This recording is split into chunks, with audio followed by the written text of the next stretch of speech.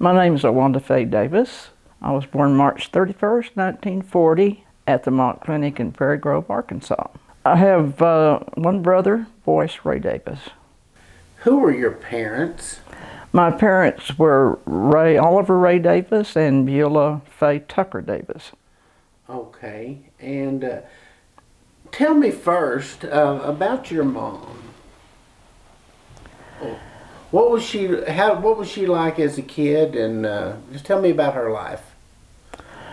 My mother was raised mainly on a farm. Her father was basically a carpenter, and her mother was a stay-at-home mom, which most people were at that time. And mother had two brothers and a sister that she grew up with. Mother was the oldest of the four siblings. Tell me first about her, the names of her parents and the names of her siblings. The name of my mother's parents were Ethel Tucker and Oliver Tucker. And then she had the older brother was Franklin Tucker. And then she had the next in line was Robert Tucker, and then the baby of the family was Dixie Tucker. And tell me, what was it like for them growing up as kids? From the stories she's told you. From the stories that my mother's told me, they, had a pretty tough life. I mean, they lived on the farm and haul water up the hill from the well, raise their own chickens, of course, milk the cows and this kind of thing. And when she was a child, of course, they had no automobile, and their transportation was a wagon or walking. What year was she born, and what year did she die, if you remember? Or tell me approximately. My mother was born in 1911, and she died in 2003. Tell me about where they lived when she was growing up. They lived in the Highland, when Mother was growing up, they lived in the Highland community area. It was a house that set up on the hill, and it was not too far off of Highway 16, the road to Weddington. But they lived in that house. My grandfather built that house for the family. And that's where they lived when they were growing up. Do you know when they came to Arkansas and first settled, and what the circumstances were, if you do know? I am not sure the year that they did come. I think my mother was born in Indiana, so they had to have come, past 1911. So I think Mother was maybe 2, when they moved to Arkansas. They moved from Indiana. My grandfather lived in Indiana, and he had a brother and some other family that lived in Indiana.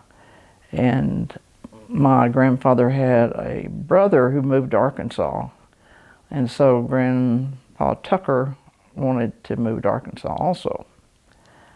So I guess he finally convinced my grandmother, and they moved to Arkansas from Indiana. Tell me what you remember about your grandmother and grandfather Tucker. I never knew my grandfather Tucker. He passed away before I was even born. My brother was, I think, 2 when my grandfather Tucker died. He died from tick fever. So anyway, I never knew my grandfather Tucker. My grandmother Tucker was a very strong lady, very religious lady. And I remember Mother tells me that she always wanted her children to have a good education, as did my grandfather Tucker. And my grandmother Tucker is one that always had a garden. I don't care if no one else had one, she had a good one. Grandmother milked the cows and fed the chickens and did all those things that people did back then to make a good living for their families. Tell me about her personality. What do you remember about her personality? Well, grandmother was hard of hearing, really hard of hearing. I remember that from the time I was a little kid. And grandmother was kind of she acted kind of serious, but she did have a fun side to her sometimes that would surprise you. And I remember waking up one morning when I had gone out to spend the weekend with her, and she was, I remember hearing her leave the house, and she was just whistling up a storm and had her milk bucket, and she went down the hill to milk the cow. But, you know, she never acted ugly or hateful, and she was very patient. And I never saw her mad. Doesn't mean she didn't get that way, but I never saw her that way. But she was she was not a big talker. She was never a loud person. But, you know, she was just a good, kind person. And well thought of in the community. What are some stories you can tell about her, if memories you have of her, things that she may have done, or stories you've heard about her that you could share? Well, I remember one story my mother told me about my grandmother, and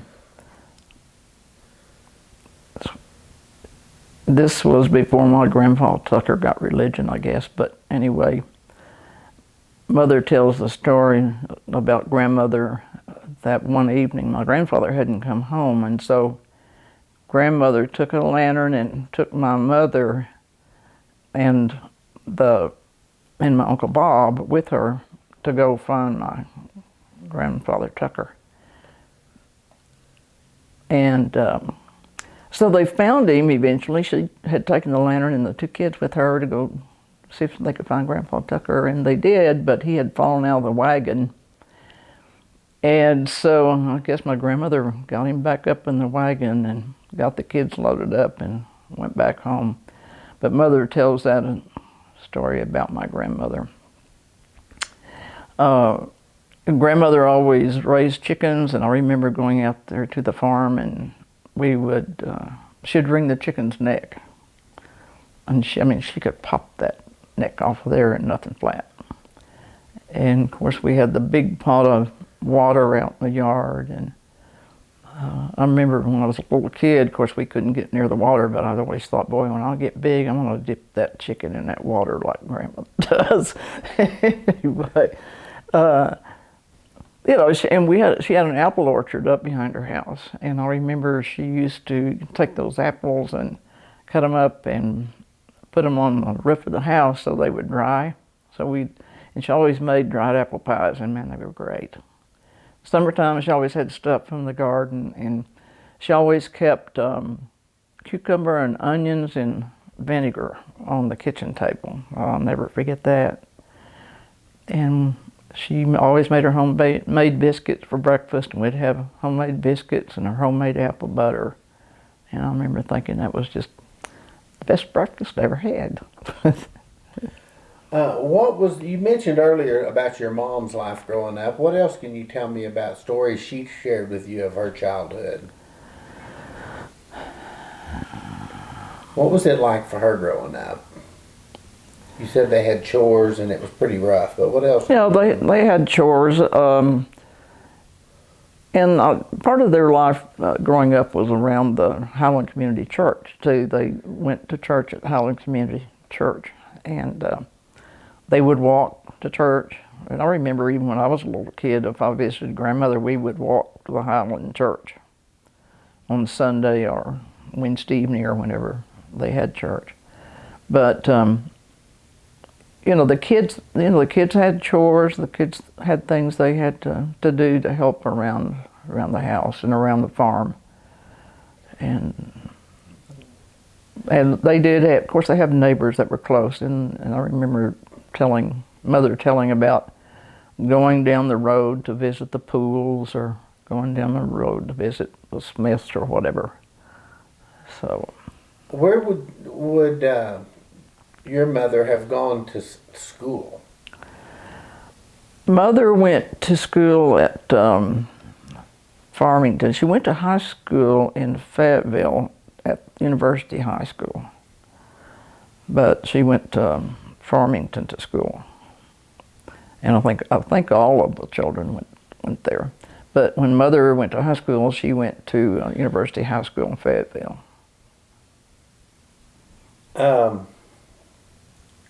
Tell me about her going back later and getting her teaching certificate. Well, Mother had had a little college before she got married and the kids came along, and she had always wanted to get her college degree. And of course, her parents had wanted the same thing for all the children. But Mother had 2 years of college, and she taught at Morrow for a while. I remember when I was, I think, in high school, she taught at Morrow, drove back and forth every day with the 2 years of college. And then when I got out of college, Mother went back to college and got her degree. And that would probably be in about 63, 64, something like that, I would think. And then she went on to teach until she retired. But she was, I remember when Boyce and I grew up, Mother, it was never a question about, are you going to go to college? Because at home, it was just talked about when you go to college. And that was mainly Mother's doing. I mean, my dad was, of course, all for it, but Mother was all for going to college, and Boyce and I just assumed that we were going to do that too. So, but I was really proud of Mother when she went back to school and got her degree. And she was proud of herself, and she should have been. What was she like as a teacher, especially in Farmington? How would she treat the kids, and how did they feel about her? Well, I know they must have thought a lot about her, because many times I was with her when somebody would come up and hug her or come up and speak to her and tell me how much they had enjoyed having my mother and how much she had taught them and how much they loved her and so forth.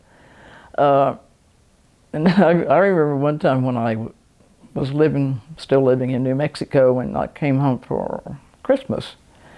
And so I stopped by Farmington School to visit Mother before I went on to the house. And so I stopped by, and it was right before lunchtime. And I went in and spoke to her, and we, visited for a second. We were getting time for the children to go to the lunchroom. So they went to wash their hands, and they came back in the room, and they were a little, rowdy how kids are, especially when it's time for lunch. Anyway, they were kind of loud, and so Mother just walked over to the wall and turned off the lights. And I mean, that room just got silent. There was no sound. I thought, how'd you do that, So I know that she had control over her classroom. I mean, that would impress me. I thought, gosh, I've never seen that before. And I know it never happened to me. I never had a teacher that did that. But I mean, she turned the light off and everybody just shut up. I thought, that's really cool. Tell me about your father. My dad was an only child, and he was raised on a farm. And my dad didn't get more than an 8th grade education. It was during the times that I think they went to work and didn't always finish school. So he had an 8th grade education. He was, people liked Dad. He was always joking around or pulling something on someone. He worked for the fire. He worked first for the city of Fayetteville. The first I remember of him working, he worked for the city. And then he went to work as a fireman at in the city of Fayetteville. So, and he was a worker. I remember the days off when he was not a fireman. He had a little tractor, a little almost Alice Chalmer. I think that's what it's called. Had a little Alice Chalmer, and he would take that and he would go like mow people's lots and this kind of thing. In fact, he taught me a lot about how to drive on that little Alice Chalmer. He let me drive it around, and I remember one day he let me drive it all the way to the farm outside of Fayetteville, and I really thought I was so great and so smart. He taught me how to drive. Even when I was a little kid, I'd sit on his lap, and before I could even reach the clutch or the brake, and sit on his lap and work the steering wheel. But at a really early, then of course you moved and sit next to him and drive, and so He did all that stuff with Boyce and myself. Taught us how to drive and taught us a lot of stuff. When was he born and when did he die, if you remember? Dad was born in 1907, and so he died in 1998, I believe, Scott. Okay. Tell me about his parents. I never knew my grandma Davis very well at all. She died when I was about 4.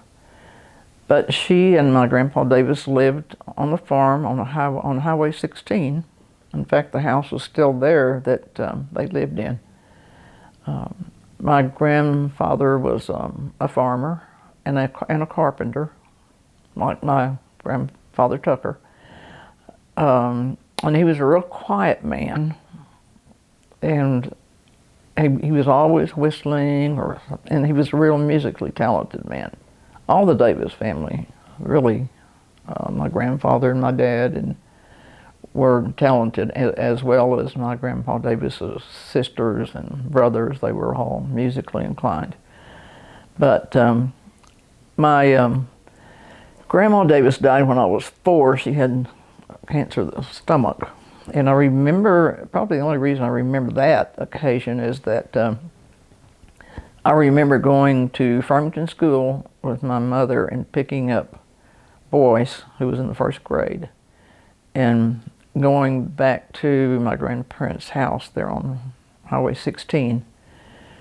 And my grandma had died, and Mother had come, or had gone to get him. And I remember that. And really, the only other, I have 2 memories about Grandma Davis. One is she always had a canary, and her canary bird died. And I remember distinctly that Boyce and I got a match box, you know, like the old kitchen matches used to come in. We got a match box that Grandma Davis had, and we took that dead canary and put it in the matchbox and dug a little hole out in the backyard someplace and buried the thing. The only other memory really I have of Grandma Davis is I was at her house one day and she was making gravy, and she let me stir the gravy, and I remember it splashed on my hand and burned my hand, you know, which was traumatic. I think it was probably more traumatic for her than it was for me, but anyway. And I had a scar there for quite a while from the gravy. And so I was never around my Grandma Davis a whole lot. There was a period of time there before she passed away that my family had moved to Colorado, where my dad was some kind of a line supervisor at a canning factory in Colorado, Palisade, Colorado. And we were there in Colorado until he had been notified that my grandma was very sick. And that's when we moved back to Arkansas at that time. So I was never around my grandma a whole lot. Tell me about your Grandpa Davis. Who was he, and about when was he born and died? Oh gosh, You remember? you know what? I don't really know. I don't remember when he was born. His name is Winfield Scott Davis, and I really don't know. He was, I think, 88 or something when he died, and he lived with us after my Grandma Davis died. He lived with us. And I don't remember what year he was born. I really don't remember. Where were you living at? Tell me about where you lived and what it was like where you were living when he was there with you. He started living with us when we lived on the farm, and he lived with us the rest of the time. When we moved to Fayetteville, he moved with us, and he lived with us from the time Grandma Davis died until he passed away. But he was, like I said, he was a real quiet man. He was always whistling. If he was walking, and he walked a lot, he would whistle. I mean, you could hear him coming because he would be whistling. Tell me more about his whistling. What songs did he whistle, and how good was his whistling? Well, sometimes it was just a whistling sound. Excuse me, no tune particularly. Excuse me. But it was just, like a, I mean, might even not even be a song, it was just a whistling sound. But it was, you could always hear him coming here, he'd come. But he was, just a pleasant guy. Quiet man, very quiet. Tell me more about his personality or stories you remember either from personal memory or secondhand stories you heard about him.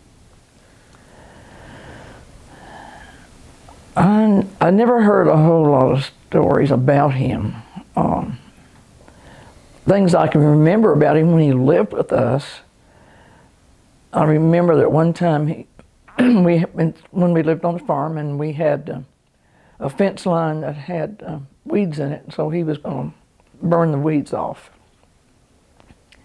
which he did, and not knowing at the time there was poison ivy in it.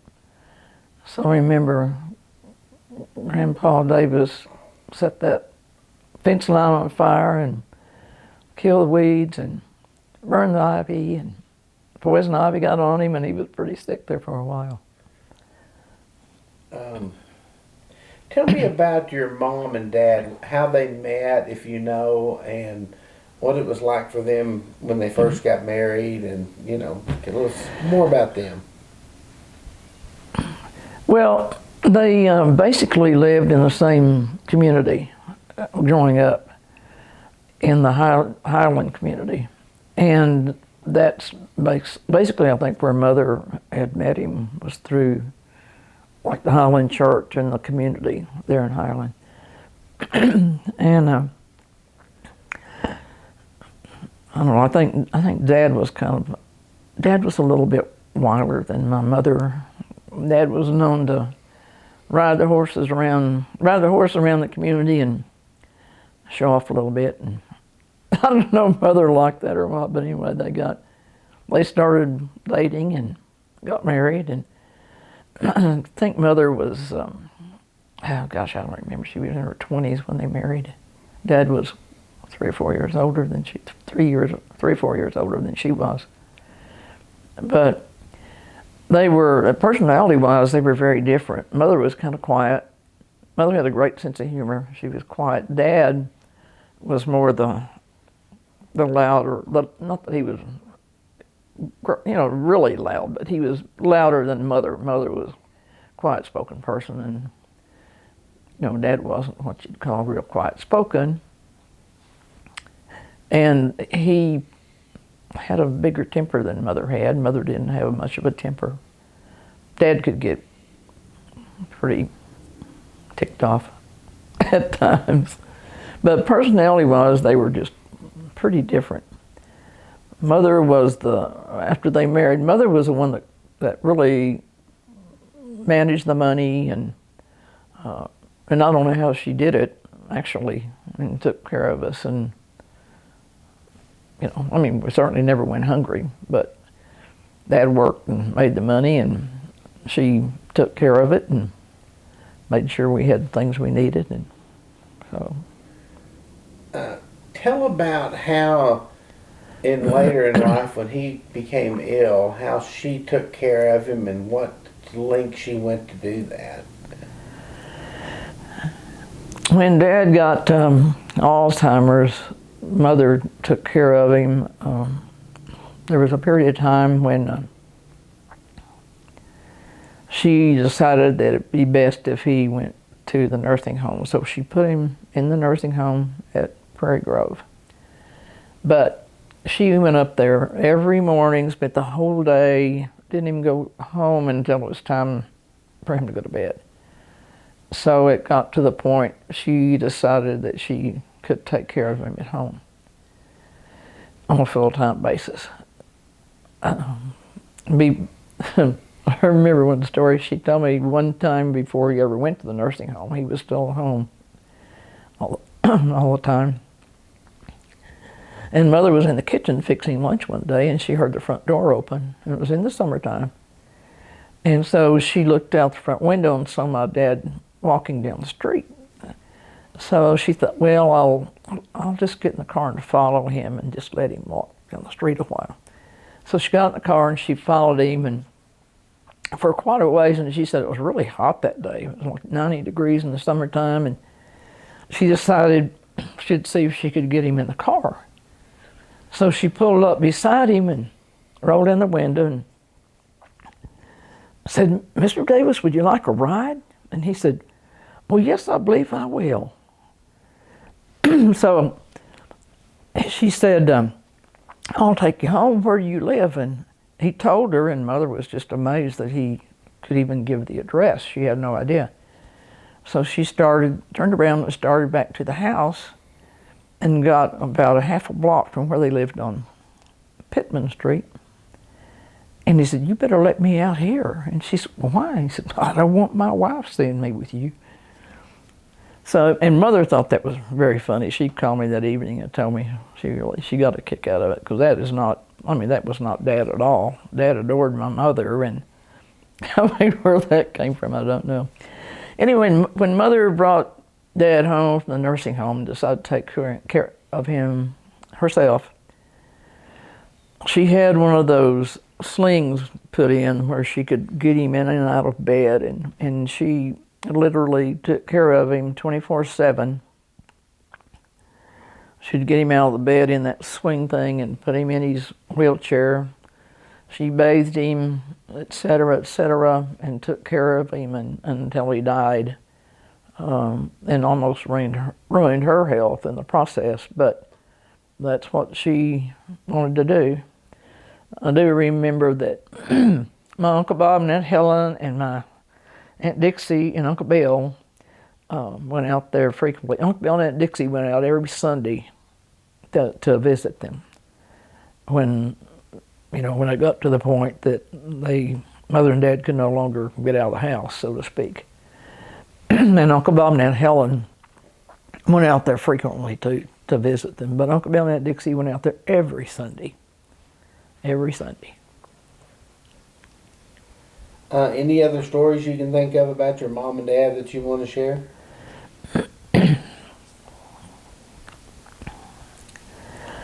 I can't think of any right now. I may think of some more. Tell me about what it was like for you and your brother growing up at home. I know you lived different places, but what was it like? And kind of walk me through your childhood. I don't remember a whole lot about growing up until I was about probably 3 or 4. I mean, a lot of people can say, "I remember when I was 1 year old and I did this and that." Well, I'm not that kind of person. I remember things were about 3, and we lived at the farm and on whatever the name of that road is, out toward the Highland community. Anyway, we lived there on the farm, and that was when Dad was still working in Fayetteville for the city. And I remember Boyce and I, we loved it out there because we just spent the day outside, and I don't think we went in to have lunch, and then when we went in to have a supper, and that was about it. The rest of the time we spent outside. And we had, I remember we had a ditch in the hill behind the house, and had lots of bushes and trees, and I remember we made a hideout out of branches and stuff, and then across the road from the house there were these huge trees, and I remember we used to take his cars and trucks and we'd go out there and dig roads by the trees and drive those cars and trucks. When I grew up, there were no girls in my family, so it was all boys, and my brother and all boys, cousins, and that was it. There were no girls, so I had to play cars and cowboys and Indians, or play by myself and do nothing, So anyway, Boyce and I had fun when we grew up. It was fun. Then we moved to town And I remember we moved to town, and Boyce was a Cub Scout, I guess, and Mother was the den mother or whatever the term is. And of course, when we moved to town, there were more kids around, and so at night, I remember we would play kick the can or Piggy Want the Motion or something outside until it was just totally dark, and we'd go in. Where'd y'all live in Fayetteville at that time? We lived on Hill Street when we moved to. Actually, the first place we lived, that's not true. The first place we lived was on Prairie Avenue, and it was a rent house. I had forgotten about that. I don't think I might have been in the first grade at that time, and went to Jefferson School. The first grade, but lived on Prairie Avenue. And I remember when we lived there, there was like a gas pumping station just maybe a half block down the street. And I remember smelling that gasoline. I always thought that smelled so good. I don't know why, that just intrigued me, that smell of that gasoline. But we lived there. Then we moved back to the farm, and then the next time we moved back, we moved to Hill Street and lived there for several years. And then we moved, actually, when we lived in Fayetteville, we lived on Hill Street. We lived, up toward the highway, and then we moved a little further away, and then we moved a little further away, and then we bought a house across the street. So actually, we lived basically on Hill Street all the time that we lived in Fayetteville. Tell me about going first to school and then to college, and when you lived in Fayetteville. You started in Jefferson. Yeah, and then I spent a little bit of time in Farmington when I was in the first grade. I had Mrs. Brown as my teacher at Farmington. And then when we moved back to Fayetteville, I went to West Side elementary school. And it was in the old brick building that's up close to where the high school is today. And then I think it was in my fifth or sixth grade year, they built a new West Side, which is south of where the old brick West Side school was located, and went to fifth and sixth grade there. Then in high school, of course, I went to Fayetteville High. And then the first semester of college, I went to Conway School. And then I decided that semester to come back and go to school at the University of Arkansas, which I did, and graduated from the University of Arkansas. So when did you tell me about what you did after that? Eventually, I know you ended up moving to New Mexico, but kind of walk me through where you lived and how you ended up out in New Mexico. Well, I remember taking trips to California and places like that when I was growing up. It seems like we took some vacation every summer. And I remember going to the Grand Canyon, California, and places like that. And I always loved the West. I don't know why, but it just intrigued me. And I always thought when I get out of school, I'm going to move west to New Mexico or Arizona or someplace. So when I graduated from the University of Arkansas, I applied in Kentucky. I applied at Carlsbad, New Mexico, Artesia, and Roswell. And I remember I was working in South Carolina at a camp after I had graduated that summer. And I got a call. In fact, I was out at the swimming pool, and I got a call from the personnel director from Roswell Schools, and hired me over the phone that summer. So as soon as I got back to Fayetteville, well, I started making arrangements to move to Roswell, New Mexico.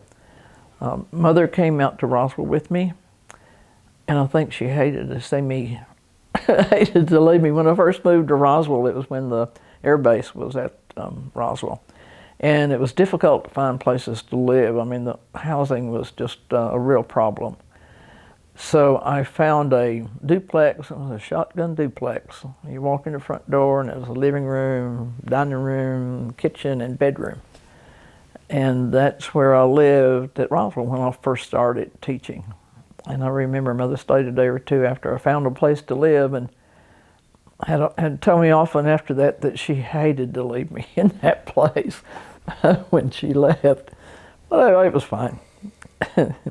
What year was that? And then That was in 1962 that I came to Roswell. And I lived in Roswell basically until '83, when I quit teaching and went to Artesia, New Mexico, and lived there for 15 years before I moved back to Roswell. so in Artesia, didn't you start a business or have a business there? Tell me about that. Yeah, in Artesia, I was in a partnership with a grocery store. It had been a family grocery store, and it was, wasn't the biggest one there. It served a certain neighborhood, of course, like most places do. I'd never been in the grocery store business in my life before, but I enjoyed it. I really enjoyed the people. You meet so many different kind of people, and it was really interesting. It was a lot of work, but did that for 15 years, and then sold the business and leased out the building, and still have that today. And after that was done, I moved back to Roswell in 2003. And been there since. Tell me about your brother. What he was like as a kid and and as an adult, and Well, Boyce and I were quite different in a lot of ways, but when Boyce was young, when he was like probably middle school, close to high school, he had real curly hair, real wavy hair, and he wanted it straight.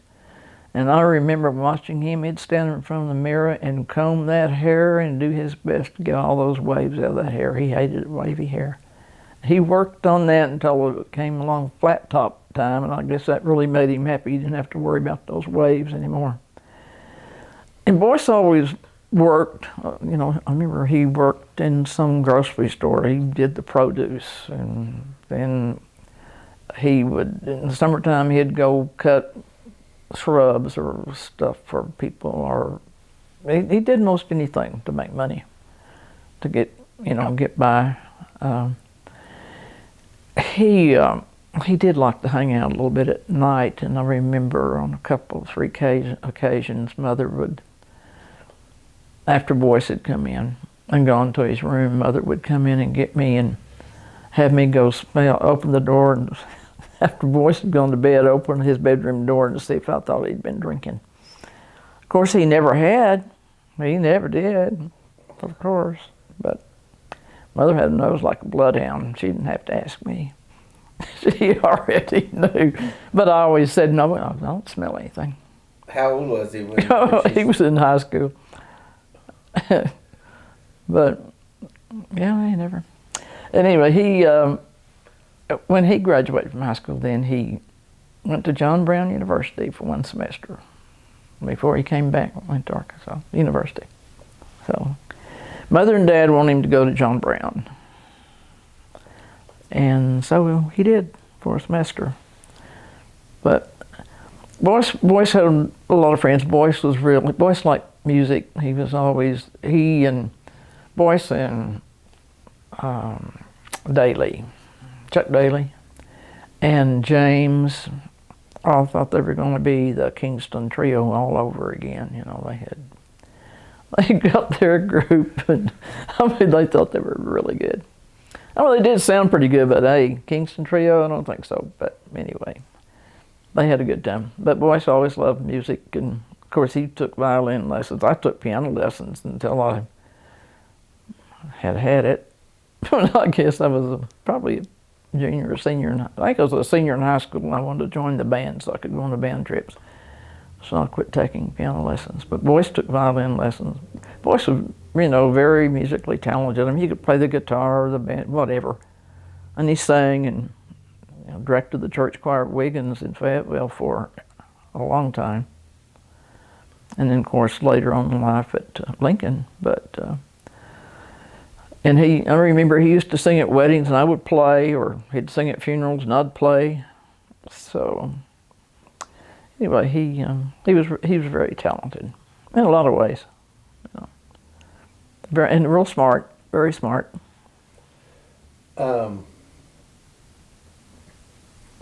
What are some other stories you can think of about your family growing up? I mean, things that, if I said, tell me a story that kind of typifies your childhood or growing up when you were a kid, what would be some things you might tell me? Well, I remember the things that we all enjoyed when we were growing up. Our family used to get with other families and we'd go fishing for the weekend. Like go to White River or go to these other, Illinois River or whatever. And there might be 5 or 6 families of us that would go. And of course that was a lot of fun for the kids because we'd all get together and play. And then too, when the guys would set out fish lines and trout lines, and then they'd also go frog hunting. So the kids got to take turns if you wanted to go. Well, when the guys went to run the line, well, a couple of us could go, or and we'd take turns. Or if they were going to go frog hunting, well, we'd go with the, you know, to do that too. So those memories are a lot of really good memories for me. I remember smelling the coffee and the fried potatoes in the morning when you wake up, you know, and that's tasted better and smelled better than any place else. But we had a lot of fun doing that kind of thing. And then we'd go on like weekend trips someplace, I mean, just for the day. And those were always fun things. So. Well, your mother was always known for loving to travel. Oh, yeah. And she has vast photo albums of almost every trip she ever took. Can you tell me about some of those trips that you remember?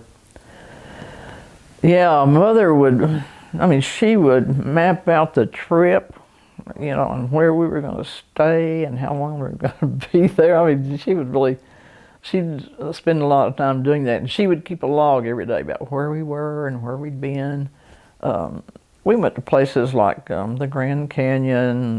We went to, you know, to Missouri, to Branson. We've been to, oh gosh, I don't know how many. Been to California 2 or 3 times. Been to Missouri to see family, and been, where did we go? We went someplace on a reunion. I don't remember where in the heck that was, but that was Kentucky. That was a big hoodoo. So. But yeah, Mother loved to go. You say go, and she would grab her purse and be on the run. So, Dad liked to go a little bit, but Mother liked to go a lot. Dad was more of a home person, but Mother she's ready to grab that purse and hit the road, wherever. But she kept a log of the trips she took, or we took.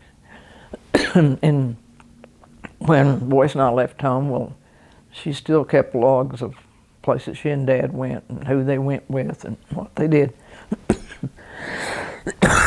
All the kids in my family remember trips to New Mexico, and almost, I think, always with her. I think. How many times did she come out, and who all did she bring, if you remember? I mean, was that a regular thing for her? I remember one time she and Dad and Wayne Holt and you came. And you were just a little kid. You were probably maybe 4. I doubt it. Maybe 3 or 4. And then you came the next year with her. And then it got to the point when, I don't remember how you and Jeff were. You and Jeff came out with me one time when I had come to Arkansas visiting. And I took you and Jeff back to New Mexico with me. And then your dad, I think, and Mom picked y'all up, but you came and spent. And then one Easter, Mother and Dad brought you to New Mexico. Oh, I don't really. How many times? Remember, on the recording, they won't know who you is, so. Oh, sorry. It's okay. Well, the other thing about Manon, or your mother, that I remember is that not only did she love to travel, but it seemed like she always had guests in her home. Talk about that. Well, is it like that when when you were growing up, or was that just later, or? Mother and Dad always had people in their house. I would say probably every weekend someone came to our house, or we would go to their house, and especially people from church. They would get, a lot of times they'd come to the house and on the weekend, and the guys would play bridge and the women would play chicken foot or some other card game. Of course, the kids would have fun doing whatever. But Mother and Dad had company very often, and mainly, like I said, it was, their friends were mainly the people from the church. And actually, when Boyce and I were growing up, the friends we ran around with until we got in high school were mostly friends from the church also. But Mother and Dad always had people in the house.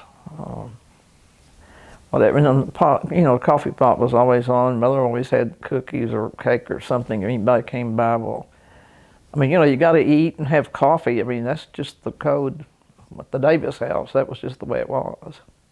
And what about your grandmother and later Aunt Belle and others who all lived with her that she took on this, Mother had a lot of different family members in our house that she took care of. Mother was a caretaker. And Dad had a Aunt Belle, and she and her husband lived out off of Highway 16 going toward Weddington. They lived in this humongous 2-story house, and Uncle John, unbeknownst to most of us, got what we know today as dementia. So my dad and a friend of his took Uncle John to Little Rock. And so Aunt Belle lived with us. And Aunt Belle, so that makes Aunt Belle and Grandpa living with the family. And Aunt Belle had to have surgery, and so Mother took care of her in recovery, and she stayed with us until, probably 2 or 3 years she stayed with us, until she was able to move into a home. And then Grandmother Tucker, Mother's mother, lived with us. She would live at our house for 6 months, and then she'd go live with Aunt Dixie for 6 months after she got so she really shouldn't be staying alone. So Mother always took care of someone, it seems like. She was the caregiver, and she always did it willingly, and she never griped. I never heard her gripe a bit about it. Most people be moaning and groaning. I probably would be, I don't know. But she was just not that type. She took care of Granddad and Aunt Belle and Grandmother, and then my dad, and it's just what she did. So. Would it be fair to describe her as stoic? At least in the way her caretaking abilities of. Yeah, in that respect, maybe. In other respects, not at all. But yeah, Mother might be called stoic in the way that she handled taking care of someone. You might say she was stoic. In other respects, as far as relationships with people, no. But she was a really, really strong person. One of the other questions is, it seemed like, at least from my memories, anytime she would do something later in life, it was never Beulah and Ray. It was always the 6 of them. Talk about the 6. As Mother and Dad got older, and of course, Boyce and I are gone from home. Uncle Bill and Aunt Dixie's son James is gone from home. Uncle Bob and Helen's two boys are gone from home. There developed a really close bond between those three couples. And, you know, I mean, they went places together, did things together, visited, you know, took trips together, you name it. I think it was probably a very unusual. Sometimes you'll see couples that hang together, but you know they had three couples and they hung together. I never heard a cross word ever spoken between any of them, and they ran around together for years until Dad couldn't do the running around anymore. I thought it was a unique situation. What other stories can you think of that I maybe haven't thought to ask that come to mind?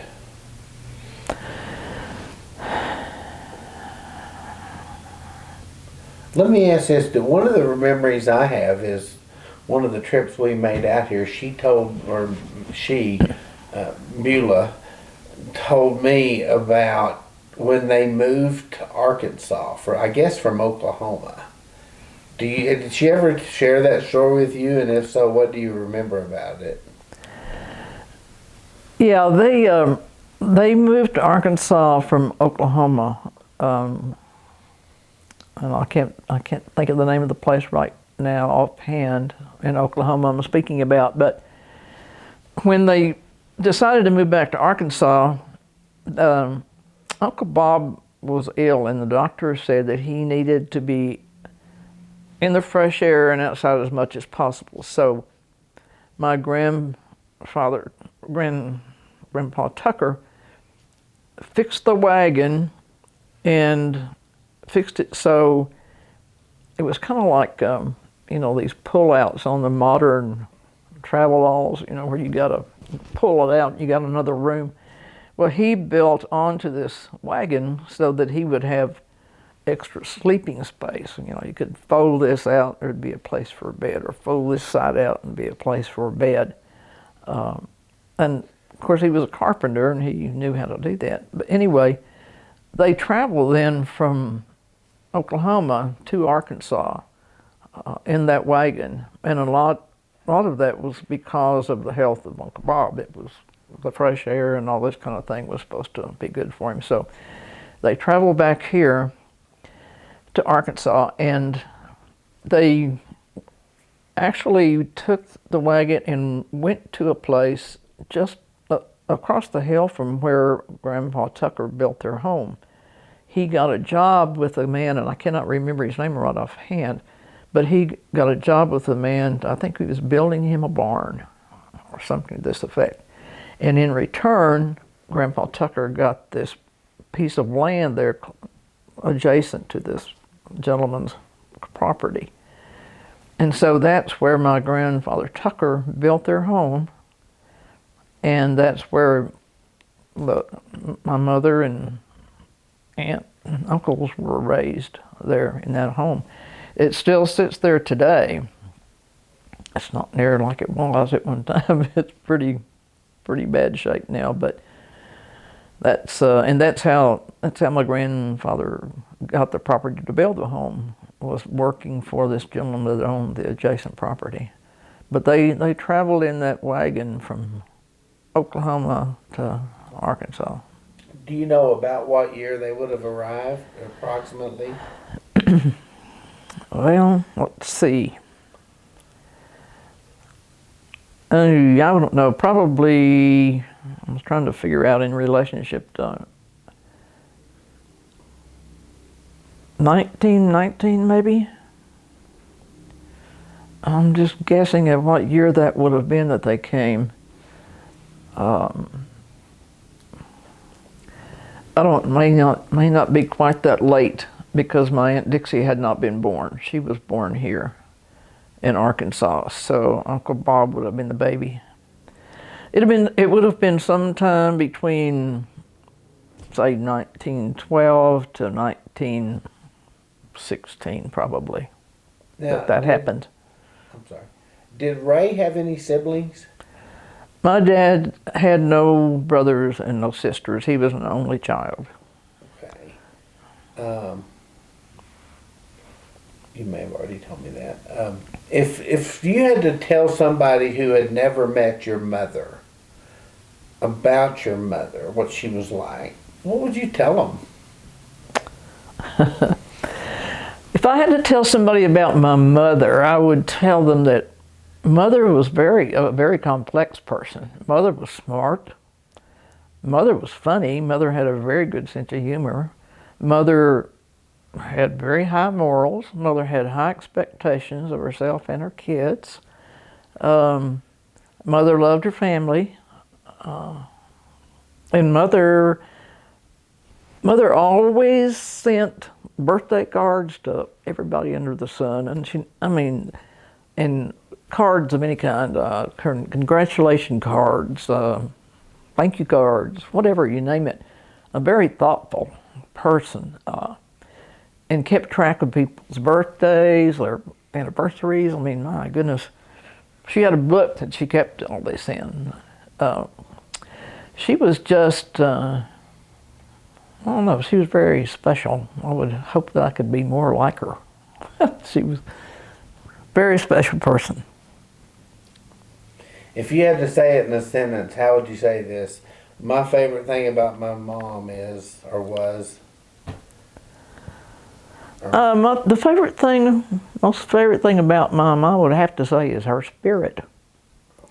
I mean, she just had lots of gumption, and it just, to me, the term spirit just takes in every good thing about you. And Mother had lots of spirit. If you had to tell someone who had never met your father about him, what he was like, what would you tell them?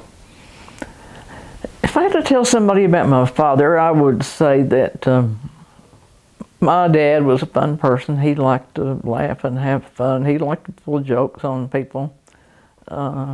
He was very good-hearted and very caring. He was just, and people liked my dad. He was real friendly. He never met a stranger. Gosh, I remember when Boyce and I were kids and we would sit and wait on my dad. He would see somebody on the street in Fayetteville. I don't care if it's 100 degrees and we're sweltering in the car. He's out there talking to Joe Blow. When we would travel, he'd talk to somebody at the Grand Canyon, and they'd stand there and talk for maybe 30 minutes. He loved to visit with people, and he didn't care if he'd never seen them before in his life. He was real friendly. He could just talk to anybody.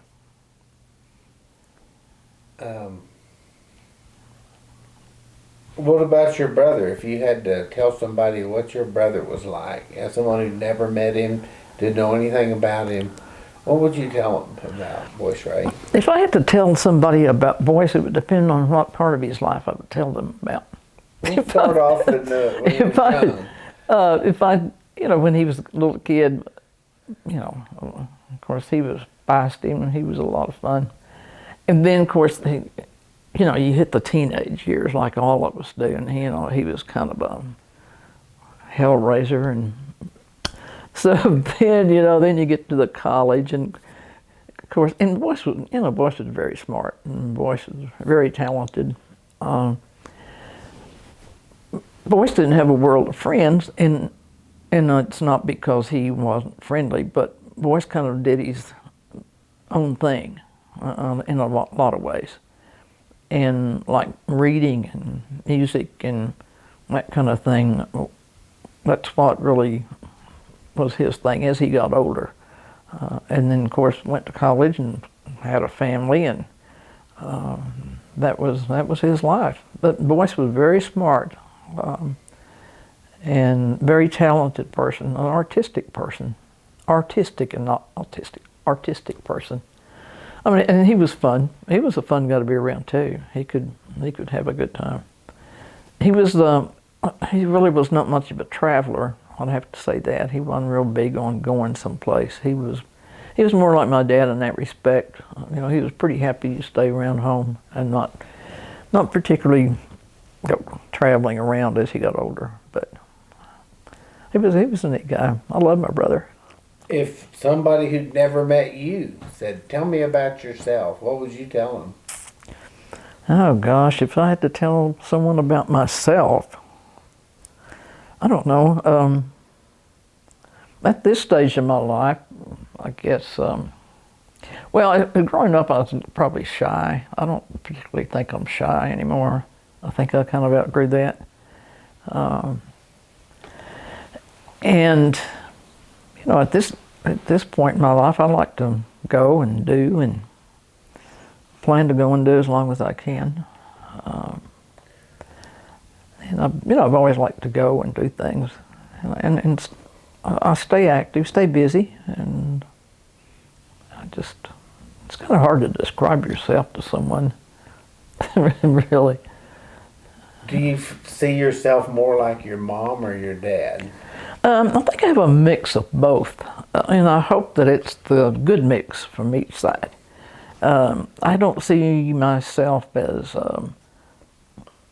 being one way or the other. I think I'm just kind of a mix. I mean, like I say, I hope I get the good from my dad and the good from my mom, both.